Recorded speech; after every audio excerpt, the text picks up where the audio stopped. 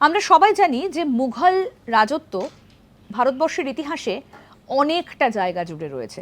বলতে পারেন মুঘলরা মোট কত বছর এই দেশে শাসন করেছে, মানে মুঘলদের রাজত্ব মোট কত বছর ছিল জানেন কি?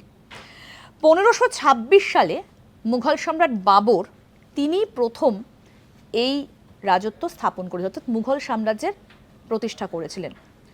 তারপর আরও অনেকে এসেছেন, বাবর, হুমায়ুন, আকবর, জাহাঙ্গীর, শাহজাহান, ঔরঙ্গজেব, এদের নাম আমরা সবাই জানি। কিন্তু মোট কত বছর মুঘলরা রাজত্ব করেছেন, মানে মুঘল পিরিয়ড কতটা?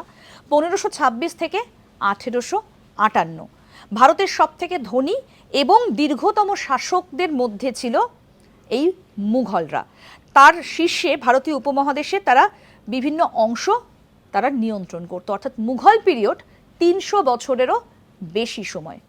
এরকম আরও অনেক অজানা আপডেট পেতে দেখতে থাকুন আজ তাক বাংলার ইউটিউব চ্যানেল, সাবস্ক্রাইব করুন।